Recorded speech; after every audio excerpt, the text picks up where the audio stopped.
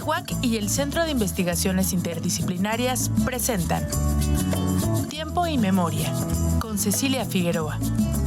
Comenzamos. Buenas tardes, bienvenidos a una emisión más de este programa. Estamos concluyendo el mes en el que conmemoramos a las mujeres en México, en el mundo, y pues la Universidad Autónoma de Querétaro organizó una serie de actividades al respecto. Y hoy nos acompaña, no para hablar específicamente de esas actividades, sino para hablar de todas esas acciones afirmativas que se han hecho desde esta universidad pública, pues para eso, ¿no? Para posicionar a las mujeres, para darles su debido lugar. Ella es la maestra Maite Solís y ella es especialista en género. Hola, Maite, gracias por estar aquí. Muchas gracias por la invitación. A ti. A ver, platícanos cómo es que la UAC empieza o se inscribe en esta agenda de acciones afirmativas y cómo es que empieza este proceso.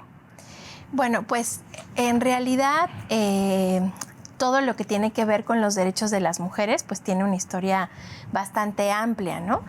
Si pensamos en el Día Internacional, ¿no?, que nos convoca el 8 de marzo, pues estamos pensando en que la ONU, ¿no?, reconoce este día en 1977, pero bueno, ya desde 1910 se empezaron a hacer, 1911, los primeros congresos con relación a los derechos de las mujeres, ¿no? Entonces, bueno, de entrada creo que eso es importante señalarlo.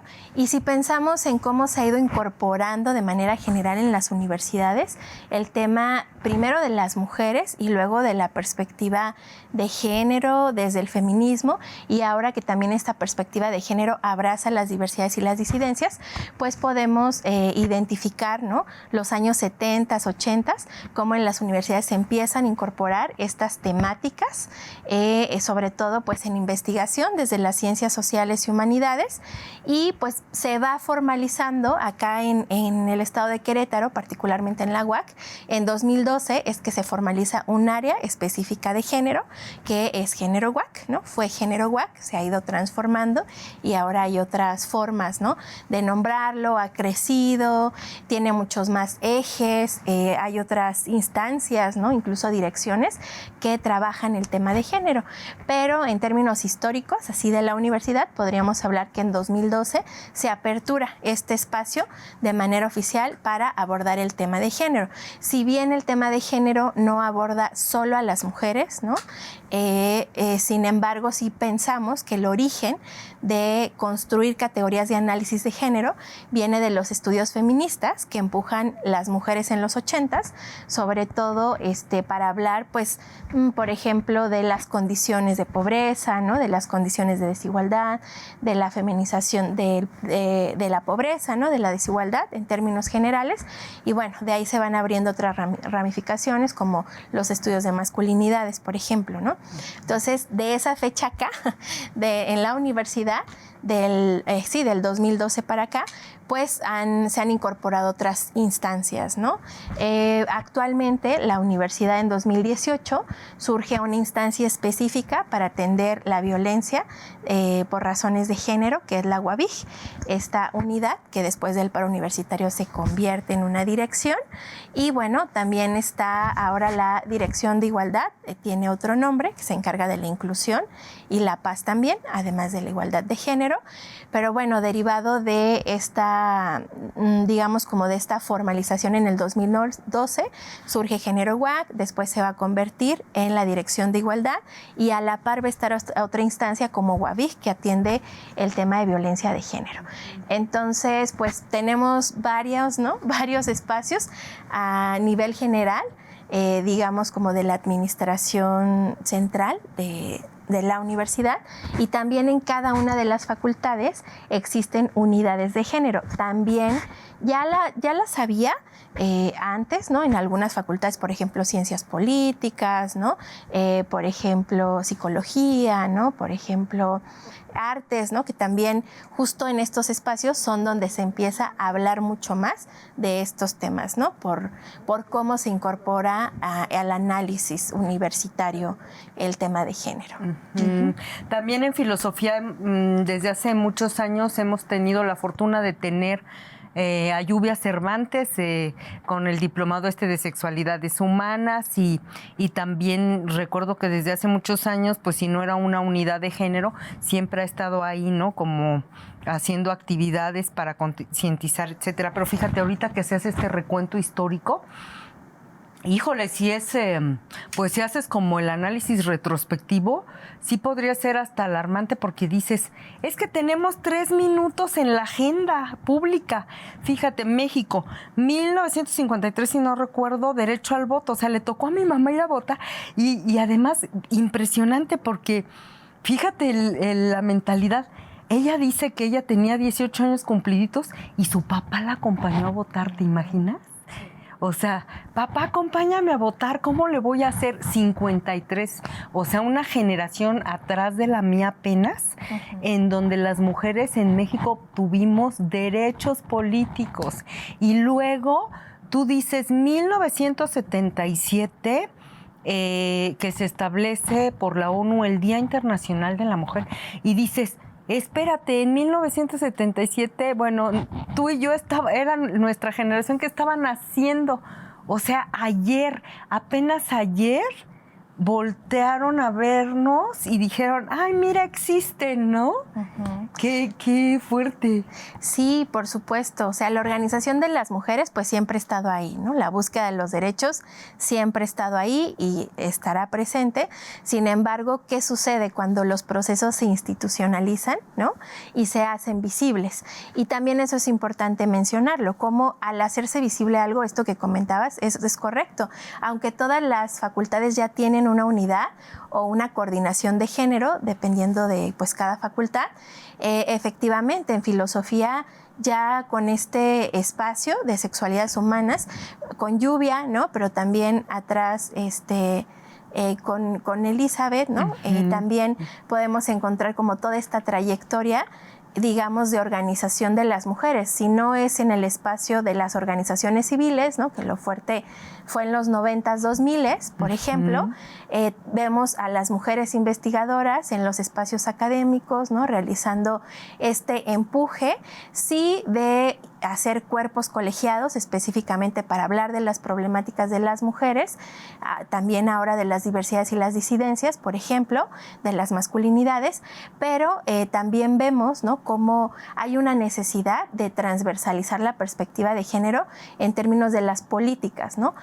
En este caso, universitarias, para que todas estas áreas cuenten ahora con una unidad de género y con un espacio de atención a la violencia por razones de género, pero también, digamos, como hacia afuera, ¿no? Si pensamos en la cuota de paridad, por ejemplo, vamos a identificar que las primeras reformas, los primeros llamamientos que se hicieron a los partidos políticos fueron en 1993, por ejemplo, ¿no? Donde se les solicitaba, no había ya una exigencia de paridad tal cual, esa reforma se hizo hasta el 2014, 2019, que tampoco tiene tanto tiempo, donde se les solicitaba a los partidos políticos que forzosamente tenían que cumplir esta cuota. Sin embargo, desde los 90 se les solicitaba, ¿no? Que pudieran tener también representación de las mujeres.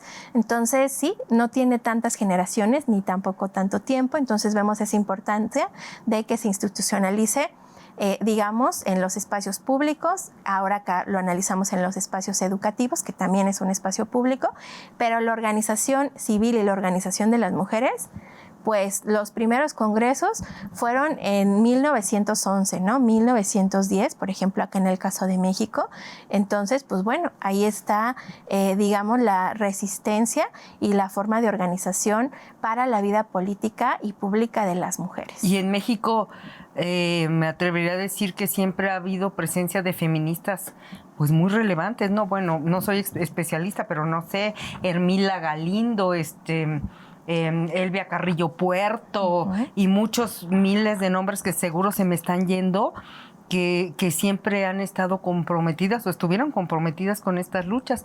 Y ahorita que dices, desde el 2019 lo de la paridad de género ya es obligación por ley, ¿verdad? Sí, se hacen reformas desde 1993, pero no digamos eran como ciertas recomendaciones o tal, pero a nivel constitucional en 2014 y ya en 2019 se institucionaliza como de manera más óptima, ¿no? Y eso, por supuesto que en los momentos electorales, por ejemplo, de 2020, 2022, pues tuvo efectos, ¿no? En la organización de los partidos políticos, mucho revuelo, ¿no? Mucho cuestionamiento incluso. Y lo conecto con esto que comentaba, Ceci, de cómo en los 50 es que se permite el ejercicio del voto, pero bueno, hay muchos más derechos que son los políticos electorales, ¿no? Que no solo tienen este derecho a votar y a ser votada, sino ejercer, ¿no? Ejercer la política, ser parte de la transformación, del empuje de los derechos, ¿no? Que de eso se trata, pues, el ejercicio de la democracia. Y sin querer ser soberbia, pero ahorita que dijiste, no, pues es que desde el 2019, digamos que se quitó esa parte de la forma de legislar, que es muy virreinal, ¿no? Que decían, acátese pero no se cumpla, ¿no? Y así pareciera que en México nos quedamos como en esa inercia, pero ya al final en 2019 ya es obligatorio lo de la paridad de género. Y fíjate qué intrépidas y osadas somos y qué rápidas. O sea, estamos en que 2025 ya tenemos una presidenta en la presidencia de la República. Creo que eso también es importante, porque si bien se nos negaron los derechos durante mucho tiempo, también he detectado que los hombres están como un poco, pues no sé, como agazapados, porque dicen, es que ustedes ya nos avasallaron, es que ustedes están en todas partes. Por ejemplo, en filosofía, recuerdo hace no mucho, hace 2 meses, de 6 licenciaturas, habíamos 5 mujeres y un hombre, ¿sabes? O sea, y ya si volteas a todos los lados y dices, espérame, ya vinieron a saltar todo, ¿no? Y bueno, eso me da mucho orgullo porque pareciera que lo hicimos muy rápido, pero pues atrás hay un chorro de años de lucha también, ¿verdad? Sí, por supuesto. Es que eso justo, ¿no? Que una cosa es cuando se institucionalizan los procesos, pero solo se hacen visibles, ¿no? Toda la organización y todo viene de mucho tiempo atrás, no es algo mecánico, ¿no? Incluso con el tema de la paridad, por ejemplo, el que estamos hablando, no es que ya de por sí, porque esté la ley, pues va a ser un espacio paritario, ¿no? Sigue tocando la resistencia y la lucha de ocupar los espacios.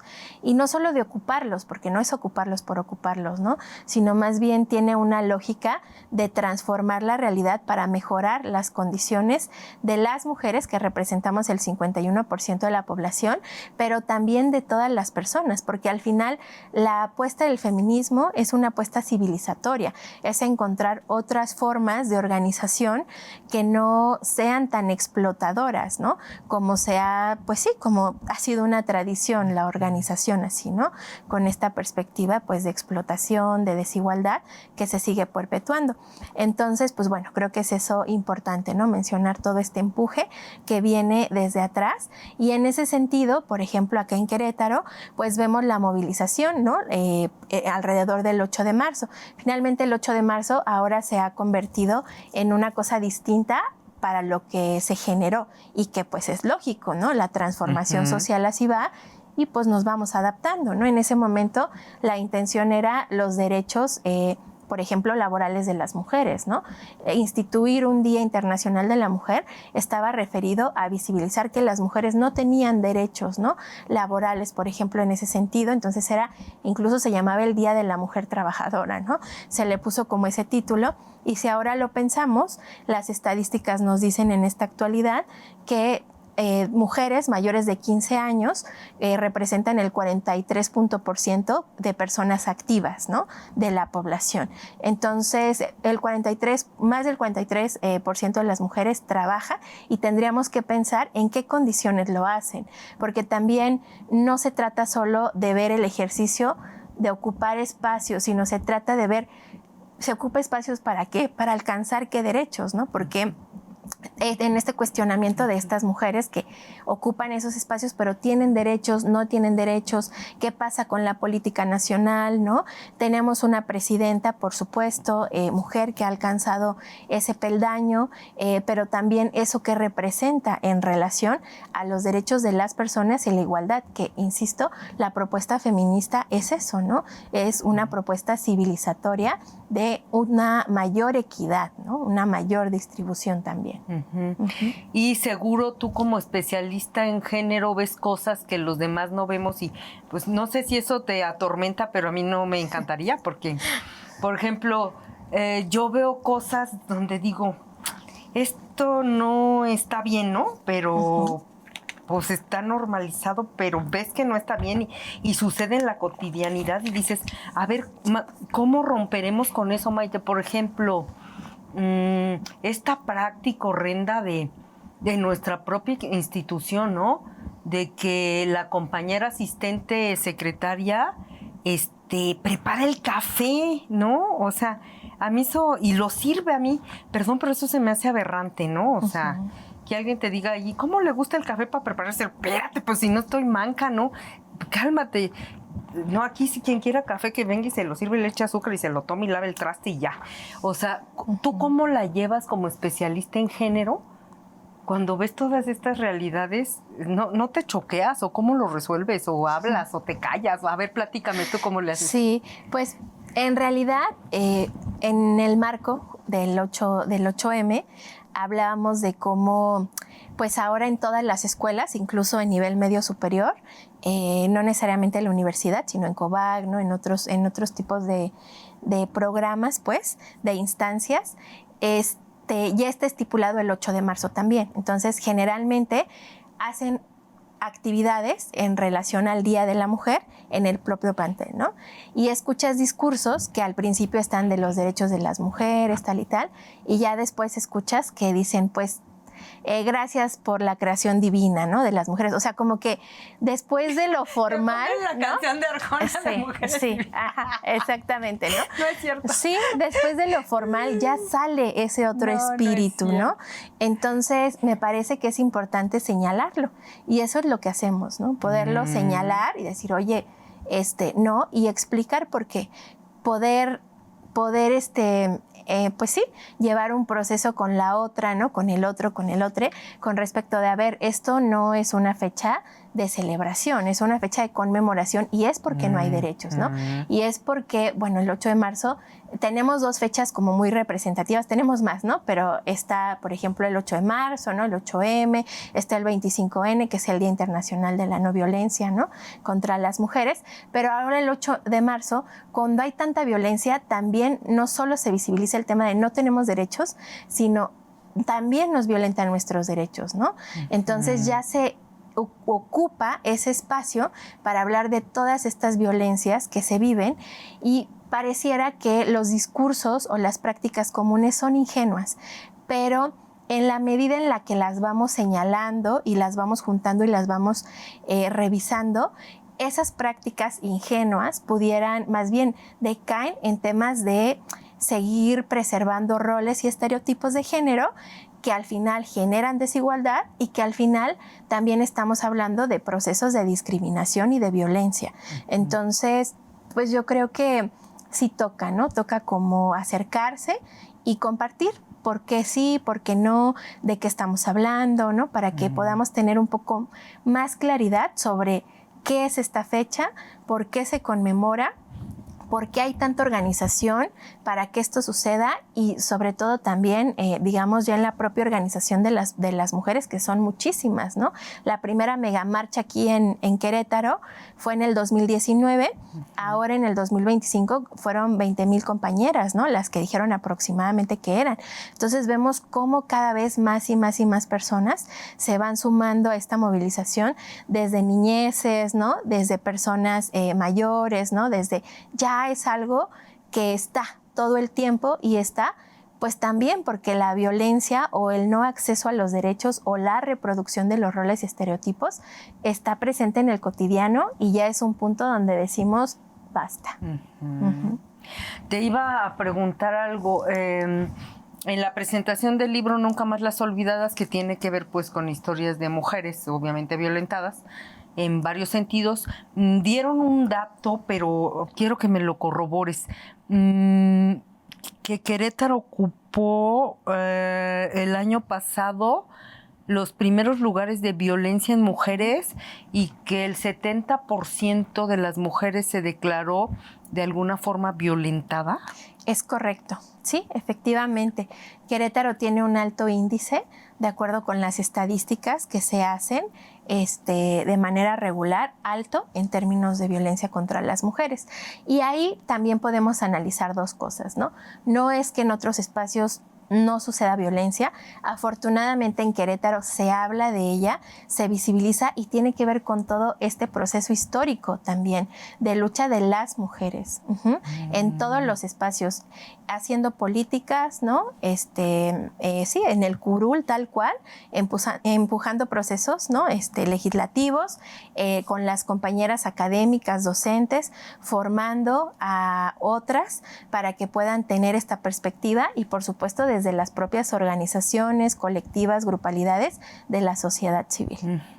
Sí, tienes razón. Seguro hay espacios o lugares en donde las mujeres ni siquiera se dan cuenta que están siendo violentadas y pues por eso no lo manifiestan y no se reflejan las estadísticas, ¿verdad? ¿Alguna manifestación de violencia, pues no sé si pasivo-agresiva o muy sutil, de la que no nos demos cuenta la mayoría, que nos puedas decir como para empezar a vernos desde otra perspectiva, no sé, de la vida cotidiana, así como yo te dije lo del café, algo así que digas, ay? Pues yo creo que una fórmula ahí que puede ayudar, que se utilizaba como mucho con el marketing publicitario cuando se analizaba si una publicidad era sexista o no, es cambiar el papel, ¿no? O sea, colocar una práctica que está atribuida como algo femenino, colocarlo como algo que harían los hombres, por ejemplo, hablando desde el binarismo, y verificar, ¿no? Si eso es como un ejercicio de la violencia, si está normalizado o no. O sea, en general, me parece que esa puede ser como una buena práctica para mirar con otros ojos, ¿no? Si eso que yo tengo tan naturalizado, está naturalizado desde una perspectiva que solo lo hacen las mujeres, ¿no? O que solo lo deben de hacer los hombres. Y cuando se intercambian los papeles, ¿qué pasa? ¿Cuál sería mi cuestionamiento con esa práctica? ¡Oh, qué interesante! Hay que hacerlo. Sí. Incluso es chistoso, ¿no? O sea, en términos publicitarios, quitar una figura y poner otra genera risas porque no tiene una cosa que ver con la otra y es ahí cuando dices, qué raro, ¿no? Entonces sí estaremos hablando de un proceso de estar repitiendo roles, estereotipos que caerán en desigualdad, pues entonces cuestionarnos, ¿no? Y el violentómetro, ¿verdad? Que también es muy eficiente porque, híjole, yo me doy cuenta que las chavas, aunque sí ya están mucho más deconstruidas que nosotros y lo que quieras, luego sí caen como, dejan que las violenten y yo me he fijado que el violentómetro sí como que están hacia afuera del baño como es que, ¡ah, caramba! Se quedan viendo. ¿No? Así como de, ups, eso me pasó ayer y no me había dado cuenta, ¿no? Sí, cuestionar la forma en la que nos relacionamos, porque también eso es importante, ¿no? Cuando hablamos de violencia, por ejemplo, o de no tener acceso a los derechos, que también es un ejercicio violento, podemos llegar a preguntarnos cómo es que esto lo puedo mirar en la vida cotidiana, ¿no? O sea, podemos tener este violentómetro ahí, revisarlo, pero a veces hay prácticas tan naturalizadas que simplemente las dejamos pasar, ¿no? Y también que cada vez, Ceci, se van sofisticando más. Por ejemplo, en términos de los derechos humanos, en las generaciones, ¿no? Ya ves que hay 4 generaciones sobre derechos humanos. En la 4ª encontramos que ahorita se están centrando más que los derechos estén vinculados al tema tecnológico, ¿no? Justamente. Entonces, eso también, con respecto al uso de la tecnología, se van sofisticando cada vez más las violencias. Por ejemplo, tenemos el grooming, ¿no? Y hablando en términos de lo digital, el grooming es cuando una persona que es mayor busca a alguien menor de 18 años a través de redes, a través de estos juegos que se hacen, ¿no? Con una intención como de buscar algún tipo de contacto o contenido sexual con la otra persona, ¿no? Entonces eso, cada vez se van sofisticando más las formas de violencia, por ejemplo. Y hay ¿no? que estar muy alerta. Muchas gracias, maestra Maite Solís, por haber estado en Tiempo y Memoria. Gracias. Y a nuestros televidentes nos vemos en la próxima emisión. Buenas tardes. TV UAC y el Centro de Investigaciones Interdisciplinarias presentaron